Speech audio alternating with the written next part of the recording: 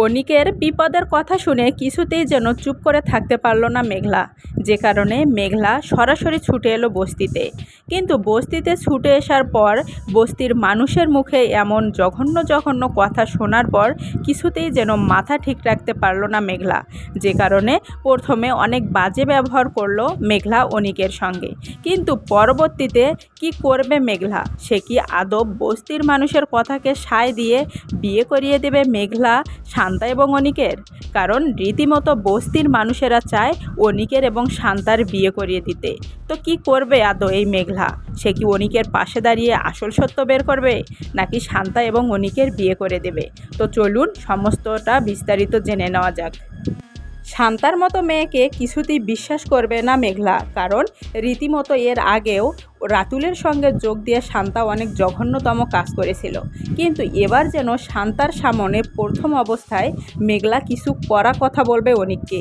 শুধু তাই নয়, শেষ পর্যন্ত অনিককে এমনও কিছু কথা বলবে মেঘলা যা শুনে স্তব্ধ হয়ে যাবে অনিক। কিন্তু এর পরে যেন মেঘলা শান্তাকে চেপে ধরবে। শুধু তাই নয়, শান্তা যে এই জঘন্যতম কাজ করেছে, এই কাজের পিছনে আসল মাস্টার মাইন্ডকে, এ সমস্ত কিছু শান্তার মুখ থেকে বের করবে মেঘলা। এরপর অনিককে ক্ষমা করে দিবে মেঘলা। শুধু তাই নয়, মেঘলা অনিককে ক্ষমা করে দিয়ে নিয়ে যাবে তার নিজের বাসায়, অর্থাৎ শালিমা বিল্ডার্সে। সেখানে নিয়ে যাবে ঠিকই, কিন্তু অনিক কেয়ারটেকারের মতো থাকবে মেঘলার পাশে পাশে। এমনই কিছু প্রতিশ্রুতি দিয়ে মেঘলা নিয়ে যাবে অনিককে। কিন্তু রীতিমতো যেন হাজারো নেটিজেন কল্পনা করছে এবার যেন এই জঘন্যতম কাজের ক্ষেত্রে বিয়ে হতে পারে শান্তা এবং অনিকের মধ্যে। কারণ রীতিমতো শান্তাও চায় অনিককে বিয়ে করতে, কিন্তু এটা কখনোই হতে দেবে না মেঘলা। কারণ মেঘলা যতই রাগের মাথায় যাই কিছু বলুক না কেন, সে এখনও অনিককে অনেক বেশি ভালোবাসে।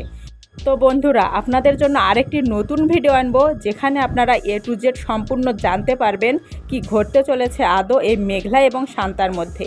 আদৌ কি মেঘলা শান্তাকে এমনি এমনি ছেড়ে দিবে, নাকি পুলিশ হেফাজতে নিয়ে কড়া শাসন দেওয়ার হুমকি দিবে শান্তাকে?